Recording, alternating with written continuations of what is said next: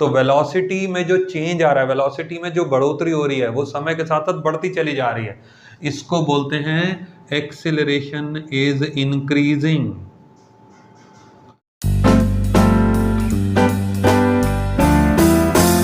Hello बच्चों, welcome to guide physics. बच्चों आज हम स्टार्ट करने वाले हैं velocity time graph. Velocity time graph का क्या सिग्निफिकेंस है, कितने केसेस वेलोसिटी टाइम ग्राफ में आप बना सकते हैं, और वेलोसिटी टाइम ग्राफ का क्या सिंपल एक्सप्लेनेशन हो सकता है, आज हम कवर करते हैं सारी बात। वेलोसिटी टाइम ग्राफ बेसिकली तो इस तरीके से बनता है, ये देखिए सामने y एक्सिस पे v लिखा हुआ है और x एक्सिस पे t लिखा हुआ है। This is also known as, simplified form में क्या बोल सकते हो आप इसको, vt graph. This is also known as vt graph. Position time graph pt graph होता है या उसको xt ग्राफ बोलते हैं, पिछली क्लास में हमने बताया था। इस क्लास में हम बात कर रहे हैं वेलोसिटी टाइम ग्राफ की। नेक्स्ट क्लास इसके बाद जो होगी उसमें होगा एक्सीलरेशन टाइम ग्राफ, ठीक है ना। तो तीन तरीके का ग्राफिकल रिप्रेजेंटेशन है और तीनों में एक चीज कॉमन क्या रहेगी, टाइम। ये ध्यान रखिएगा, एक में आ गया पोजीशन, इस ग्राफ में बात कर रहे हैं हम वेलोसिटी की, जो अगला वाला होगा वो होगा एक्सीलरेशन, लेकिन टाइम सबके साथ है। और एक बात मैंने पिछली क्लास में भी बताया था, इसमें दोहरा रहा हूं, जो पहला लेटर लिखा है, देख रहे हैं आप, वेलोसिटी पहले लिखा है तो ये वाई एक्सिस में लिखा जाएगा, और जो टी बाद में लिखा है ये एक्स एक्सिस में लिखा जाएगा। अगर इसी को टीवी ग्राफ बोल दिया जाए, मान लीजिए अगर हम बात कर रहे हैं टीवी ग्राफ, तो टीवी ग्राफ का मतलब ये हो गया कि टाइम वाई एक्सिस पे आना चाहिए और वेलोसिटी एक्स एक्सिस पे आनी चाहिए, ठीक है। एक बात याद रखना, ये टीवी ग्राफ के फॉर्म में भी कई बार क्वेश्चन आ जाता है तो टीचर उलझा देते हैं कई बारी। ये ध्यान रखें कि जो पहला लेटर है वो वाई एक्सिस पे होना चाहिए। एक और बात जो जरूरी है वो जानने वाली ये है कि लेट से मान लीजिए एक सिंपल ग्राफ ऐसे बना दिया, अब ये एंगल कंसिडर कर रहे हैं हम, आप देखिए ये एंगल कंसिडर करा थीटा। अब theta is always considered with time axis, please do remember this thing, theta is always considered with time axis, ठीक है ना। कभी भी एंगल को वेलोसिटी के साथ नहीं लेना चाहिए।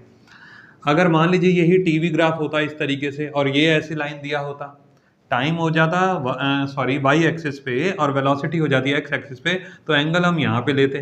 एंगल हमेशा टाइम एक्सिस के साथ लेना चाहिए। ऐसा याद करना सही नहीं है कि एंगल को एक्स एक्सिस के साथ कंसिडर कर लो या एंगल को वाई एक्सिस के साथ कंसिडर कर लो, ऐसा नहीं याद करना चाहिए। याद करना चाहिए या रखना चाहिए कि angle is always considered with time axis, ठीक है ना। ये चीज को ध्यान रखें, इसको भूलना नहीं। अब वेलोसिटी टाइम ग्राफ होता क्या है, सुनिए ध्यान से। टाइम के साथ साथ बॉडी की वेलोसिटी बदल रही है या सेम है, उसकी रिप्रेजेंटेशन अगर आप देना चाहते हैं ग्राफिकली तो that is known as VT graph. दोबारा से बताएं, वेलोसिटी टाइम ग्राफ क्या होता है, टाइम के साथ साथ बॉडी की वेलोसिटी को हम रिप्रेजेंट कर रहे हैं ग्राफिकल रिप्रेजेंटेशन के माध्यम से, that graphical representation is known as VT graph, ठीक है ना। Graphical representation of velocity with time is known as VT graph. अब VT ग्राफ की सिग्निफिकेंस क्या है या इंपॉर्टेंस क्या है, ये सुनिए। सिग्निफिकेंस इसका एक ही है। सबसे पहली बात तो माइंड में ये आनी चाहिए कि वेलोसिटी टाइम ग्राफ है तो जाहिर है भाई बॉडी की वेलोसिटी के बारे में बात हो रही है, टाइम के साथ साथ बॉडी की वेलोसिटी के बारे में बात हो रही है। लेकिन इससे ज़रूरी भी एक पॉइंट और जुड़ा हुआ है, देखिए इसके दो सिग्निफिकेंस होते हैं। एक होता है कि वेलोसिटी टाइम ग्राफ्स का यूज़ करके हम एक्सेलरेशन निकाल सकते हैं, और दूसरा वेलोसिटी टाइम ग्राफ का यूज़ करके हम डिस्प्लेसमेंट निकाल सकते हैं। तो VT ग्राफ के दो सिग्निफिकेंस हो गए या दो यूजेस हो गए, आप ऐसा बोल दो। Slope of VT graph gives acceleration. Slope का मतलब क्या होता है, tan theta. tan theta is equal to acceleration. Slope का मतलब tan थीटा, इसको m से भी डिनोट करते हैं मैथमेटिक्स में ना, स्लोप को m से लिखा जाता है। m माना tan थीटा, tan थीटा किसके बराबर होना चाहिए, एक्सेलरेशन के बराबर, ठीक है। तो slope of VT graph always represents acceleration, number one. Displacement निकालने में भी मदद करता है, अगर बॉडी ने कोई डिस्प्लेसमेंट कवर किया है तो वो भी आप कैलकुलेट कर सकते हो VT ग्राफ की हेल्प से। उसका मतलब ये है, इसको लिखना कैसे है, एरिया अंडर VT ग्राफ, ये स्टेटमेंट आप नोट कर सकते हो। Area under VT graph gives the displacement covered by the body. Slope of VT graph gives the acceleration of the body, ठीक है। बात समझ आ गई। अब कैसे कैलकुलेट करते हैं ये क्वेश्चन आंसर्स में आपको सारा समझ में आ जाएगा। अभी थ्योरेटिकल कंसेप्ट में सभी बताने लगा हूं और कुछ हिंट इसका दूंगा भी, अभी ये आपको समझ में भी आ जाएगा काफी चीजें।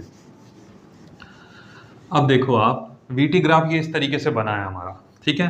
अब यहां पर हमने ये लिखा है tan थीटा। tan थीटा अगर हम लिख देते हैं इसको तो ये बन जाता है एक्सेलरेशन।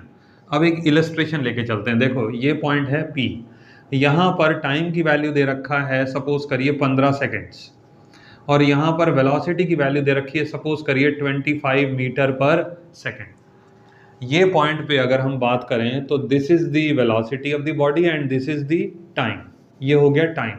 इस पॉइंट पे इसका अगर हम x और y कोऑर्डिनेट निकालते हैं ना तो 15 सेकेंड और 25 मीटर पर सेकेंड ये वैल्यू आ रही है।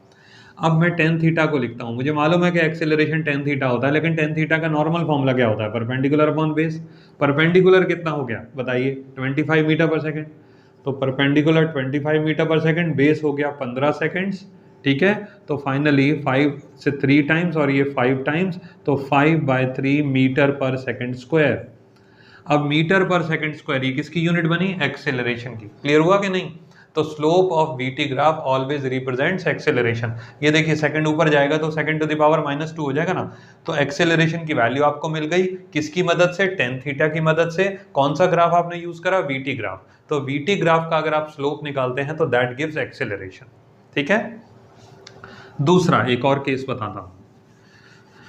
Types of VT graph cover करने से पहले एक सिंपल केस भी समझ लो आप लोग के डिस्प्लेसमेंट कैसे निकालते हैं। एक चीज और भी बताता हूं, देखो डिस्प्लेसमेंट भी कैलकुलेट कर सकते हो और डिस्टेंस भी कैलकुलेट कर सकते हो। ये शॉर्ट में लिख दिया मैंने, डिस्प्लेसमेंट और डिस्टेंस दोनों चीजें कैलकुलेट करी जा सकती हैं। और आप जानते हैं कि डिस्टेंस अलग होता है, डिस्प्लेसमेंट अलग होता है। कैसे कैलकुलेट करते हैं वो सुनिए जरा। ये देखिए सपोज करिए ये एक वीटी ग्राफ, ये वेलोसिटी है और ये टाइम है, ठीक है। और कैसे जा रहा है देखिए, ऐसे ऐसे ऐसे। ये छोटा सा एक इलस्ट्रेशन दे रहा हूं मैं, क्वेश्चन आंसर्स में ज़्यादा डिटेल में कराऊंगा, लेकिन अभी छोटा सा इलस्ट्रेशन दे रहा हूँ। यहाँ इसको बोल दिया ओरिजिन, ये हो गया हमारा 5 सेकंड, ये टाइम की वैल्यू हो गई 5 सेकंड्स, और यहाँ पर ले लेते हैं हम 8 सेकंड्स, ये टाइम की वैल्यू हो गई 8 सेकंड्स, ठीक है। यहाँ पर वेलोसिटी की वैल्यू 10 मीटर पर सेकंड स्क्वायर, और यहाँ पर वेलोसिटी की वैल्यू -4 मीटर पर सेकंड स्क्वायर। भाई वेलोसिटी तो नेगेटिव में भी हो सकती है, हमको पता है ये बात। Velocity can be in negative. अब ये पॉजिटिव वैल्यू, ये negative value, time is always positive, ठीक है। अब सुनिए जरा, आपको ये ग्राफ दे रखा है तो आप इसमें क्या करो, ये जो दो एरिया दे रखे हैं ना इनको शेड कर लो, ठीक है। अब अगर आपको डिस्टेंस निकालना हो, डिस्टेंस गौर से सुनिएगा इस बात को, डिस्टेंस निकालना है, वीटी ग्राफ का यूज करके डिस्टेंस निकाल रहे हैं, तो पहला फिगर और ये दूसरा फिगर, इसको 1 फिगर बोल देता हूं मैं, और इसको बोल देता हूं मैं सेकंड फिगर, ठीक है। This is first figure, this is second figure. Distance is equal to area of first figure plus area of second figure. Clear हुआ या नहीं हुआ? क्या लिखा मैंने? पहला फिगर जो है उसका एरिया निकाल दो, दूसरा फिगर जो है उसका एरिया निकाल दो, दोनों एरिया को प्लस कर दो, वो हो जाएगा डिस्टेंस। तो बहुत आसान है, वीटी ग्राफ का यूज करके अगर आप डिस्टेंस निकालना चाहते हैं तो it is very very easy. जितनी भी फिगर्स बनती हैं सबका एरिया निकालो, कैलकुलेट करो और प्लस कर दो, वो हो जाएगा डिस्टेंस। लेकिन अगर हम डिस्प्लेसमेंट निकालते हैं, डिस्प्लेसमेंट, तो यहाँ पर एक बात जानना जरूरी है, सुनिए ध्यान से। डिस्प्लेसमेंट का मतलब होगा area of 1 minus area of 2, ये होगा। क्यों करा माइनस मैं अभी बताता हूं। डिस्प्लेसमेंट कौन सी क्वांटिटी है बताइए? Vector quantity. वेक्टर क्वांटिटी के साथ वर्ड लिखते हैं वेक्टर सम। डिस्टेंस कौन सी क्वांटिटी है? Scalar quantity. स्केलर क्वांटिटी के साथ लिखते हैं एल्जेब्रिक सम। तो अगर छोटी सी बात ध्यान दी जाए तो यहां हमने लिखा एल्जेब्रिक सम और यहां हमने लिखा वेक्टर सम, वेक्टर सम, ठीक है। यहां लिखा एल्जेब्रिक सम। एल्जेब्रिक सम में चाहे एरिया पॉजिटिव की साइड आ रहा है चाहे एरिया नेगेटिव साइड आ रहा है, दोनों को प्लस कर दो। एल्जेब्रिक सम में तो इतना ही करना है, लेकिन वेक्टर सम में आएगा जो पॉजिटिव एरिया है उसको पॉजिटिव लेना है, जो नेगेटिव साइड का एरिया है उसको नेगेटिव लेना है। समझ आ गई बात? इसको ऐसे भी लिख सकते हैं, यहाँ प्लस का साइन लगा दो और यहाँ लगा दो माइनस का साइन, ऐसे कर लो, बात तो एक ही है। लेकिन शॉर्ट में मैंने आपको बता दिया, डायरेक्ट कैलकुलेशन आप कर सकते हो। जितने भी पॉजिटिव साइड के एरिया हो उनको प्लस कर दो, जितने भी नेगेटिव साइड के एरिया हो उनको माइनस कर दो, तो जो नेट वैल्यू आएगा वो होगा डिस्प्लेसमेंट। और जब सबको प्लस कर दोगे जो, तो सारी नेट वैल्यू आएगी डिस्टेंस। तो अब आपको पता चल गया कि वीटी ग्राफ का यूज करके डिस्टेंस कैसे कैलकुलेट करते हैं, डिस्प्लेसमेंट कैसे कैलकुलेट करते हैं और एक्सेलरेशन कैसे कैलकुलेट करते हैं, ठीक है। अब आपको बताता हूं कि वेलोसिटी टाइम ग्राफ कितने तरीके का बना सकते हो। देखिए सबसे पहली बात, 5-6 तरीके का बन सकता है ये। फर्स्ट केस लेके चलते हैं, ये टाइम है, ये वेलोसिटी है, ये देखिए इस तरीके से, यहाँ पर बहुत आसान ग्राफ है ये।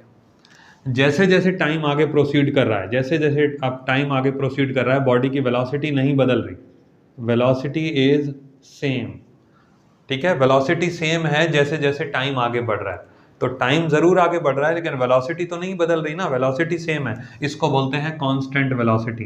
The body is moving with constant velocity, और कांस्टेंट वेलोसिटी होती है तो एक्सीलरेशन कितना होता है? जीरो। ठीक है, पिछली क्लासेस में बताया भी था, एक्सीलरेशन होता है dv/dt। अब यहाँ पे वेलोसिटी कांस्टेंट हो गई तो कांस्टेंट क्वांटिटी का डिफरेंशिएशन कितना हो जाएगा? जीरो।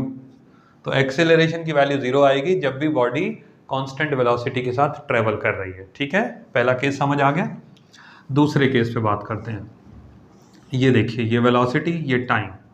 अब यहाँ देखिए एंगल, ये एंगल बन गया थीटा। जब ये दोनों लाइन पैरेलल होती है ना, एंगल हमेशा टाइम एक्सिस के साथ कैलकुलेट करना है, और जब ये दोनों लाइन पैरेलल है तो एंगल की वैल्यू हो जाएगी जीरो, और थीटा की वैल्यू जीरो हो जाएगी तो एक्सेलरेशन ऑटोमेटिकली जीरो हो जाएगा। वजह, acceleration is equal to tan theta, और थीटा की वैल्यू जीरो तो टेन जीरो की वैल्यू भी जीरो।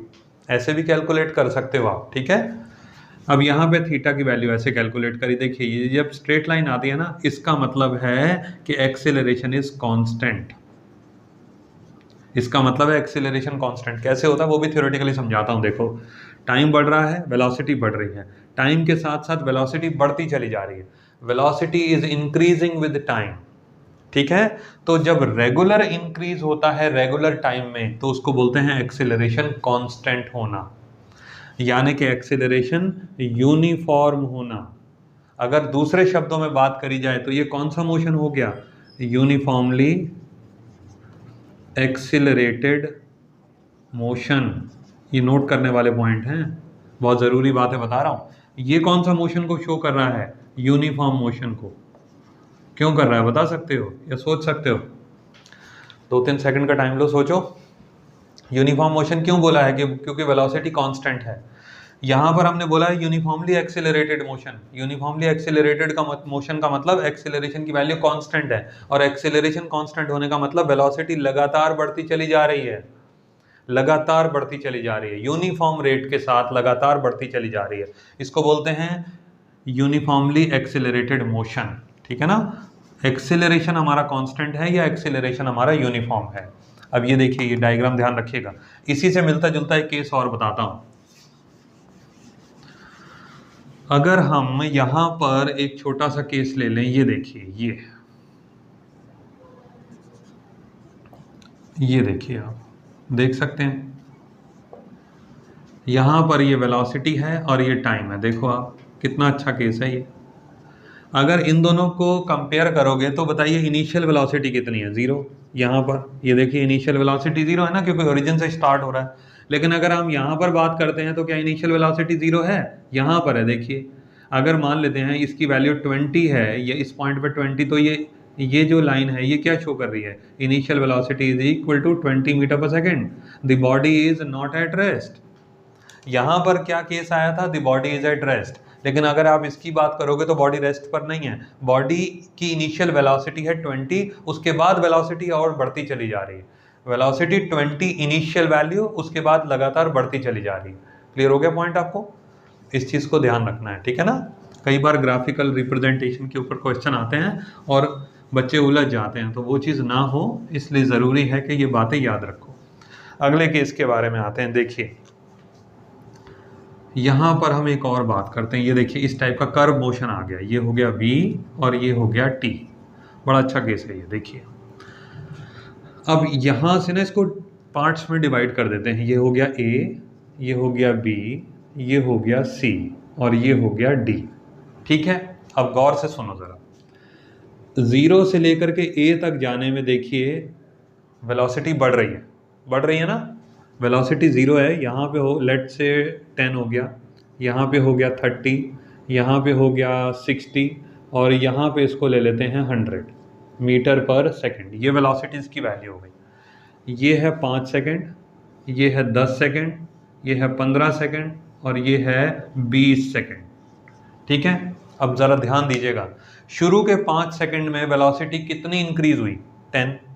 इनिशियल वेलोसिटी थी 0 और फाइनल थी 10। देखिए शुरू के 5 सेकंड में वेलोसिटी कहाँ तक पहुंची, 10 सेकंड तक। अगले 5 सेकंड में वेलोसिटी कहाँ तक पहुंच गई, 30। अगले 10 सेकंड में वेलोसिटी पहुंच गई 60। अगले 5 सेकंड की बात हो रही है। शुरू के 5 सेकंड में वेलोसिटी है 10, अगले 5 सेकंड में वेलोसिटी हो गई 30, अगले 5 सेकंड में वेलोसिटी हो गई 60 और अगले 5 सेकंड में वेलोसिटी हो गई 100। क्लियर हुआ? तो टाइम तो बराबर है ना सब तरफ, 5 सेकंड, लेकिन पहले 5 सेकंड में कितना चेंज आया, 10 का। ये देखिए 10 का चेंज आया पहले 5 सेकंड में। अगले 5 सेकंड में कितना चेंज आया, 20 का। अगले 5 सेकंड में कितना चेंज आया, 30 का। और अगले 5 सेकंड में कितना चेंज आया, 40 का। देख रहे हैं आप? तो वेलोसिटी में जो चेंज आ रहा है, वेलोसिटी में जो बढ़ोतरी हो रही है, वो समय के साथ साथ बढ़ती चली जा रही है। इसको बोलते हैं एक्सेलरेशन इज इंक्रीजिंग। वेलोसिटी तो बढ़ ही रही है लेकिन एक्सेलरेशन भी तो बढ़ रहा है, क्योंकि शुरू के 5 सेकंड में वेलोसिटी 10 यूनिट्स के हिसाब से बढ़ा, अगले 5 सेकंड में वेलोसिटी 20 बढ़ गया, अगले 5 सेकंड में वेलोसिटी 30 बढ़ गई, अगले 5 सेकंड में वेलोसिटी 40 बढ़ गई। तो 5 सेकंड में वेलोसिटी हर बार बढ़ती चली जा रही है ज़्यादा मात्रा में। इसको बोलते हैं कि एक्सेलरेशन लगातार बढ़ रहा है, एक्सेलरेशन इज इंक्रीजिंग। और इसी का अगर उल्टा ग्राफ बना दोगे, ऐसे करके ऐसे ग्राफ बना दोगे ना, तो इसको बोलोगे एक्सेलरेशन इज डिक्रीजिंग। वैल्यूज ऐसे करके आइडेंटिफाई आप कर सकते हो। इन दोनों टाइप के ग्राफ में ना एक को स्टडी कर लेना चाहिए, तो दूसरा ऑटोमेटिकली उसका रिवर्स हो जाता है। एक्सेलरेशन इसमें इंक्रीज हो रहा है और इसमें एक्सेलरेशन डिक्रीज हो रहा है। आपको समझ आया पॉइंट? ये चीज़ ज़रूरी है। इतना आसान है नहीं जितना लगता है, लेकिन अगर समझ गए तो फिर आसान है सब कुछ। तो आपको मैंने वेलोसिटी टाइम ग्राफ के ना कई सारे केसेस हमने डिस्कस करे। एक और केस लेते हैं, ये देखिए, ये वेलोसिटी है और ये टाइम है, ठीक है।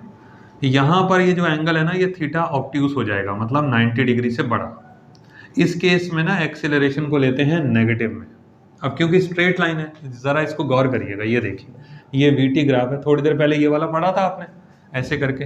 इसको हमने क्या लिखा था, एक्सेलरेशन पॉजिटिव होना चाहिए और एक्सेलरेशन कैसा होना चाहिए, कांस्टेंट।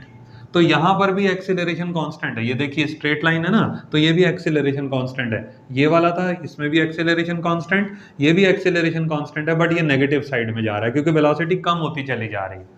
वेलोसिटी पहले अगर 10 थी तो अब वेलोसिटी रह गई 5, और नीचे आएगा तो वेलोसिटी हो जाएगी 0। तो वेलोसिटी कम होती चली जा रही है, इसका मतलब एक्सेलरेशन नेगेटिव, बट वो यूनिफॉर्म है। यूनिफॉर्म का मतलब कांस्टेंट। अगर हमने लिखा है एक्सेलरेशन यूनिफॉर्म, इसका मतलब यूनिफॉर्म मोशन नहीं है, ये ध्यान रखो। एक्सेलरेशन यूनिफॉर्म होने का मतलब एक्सेलरेशन कांस्टेंट है। अगर वेलोसिटी के साथ यूनिफॉर्म लिखा जाता है तब होता है वो यूनिफॉर्म मोशन। इस चीज को ध्यान रखें। तो स्ट्रेट लाइन वाले ग्राफ भी आपस में कोरिलेट करते रहें, जिससे कि आपको समझ आ जाए। कर्व वाले ग्राफ भी मैंने आपको बताया, और इनिशियल वेलोसिटी किस केस में हो सकती है वो भी बताया। एरिया कैसे डिस्टेंस और डिस्प्लेसमेंट कैसे कैलकुलेट करते हैं, और एक्सेलरेशन कैलकुलेट कैसे करते हैं, ये सारा आपको पता चल गया। होपफुली आपको समझ आ गया होगा सारा कुछ। अगले लेक्चर में हम एक्सेलरेशन टाइम ग्राफ के बारे में बात करेंगे। Thank you.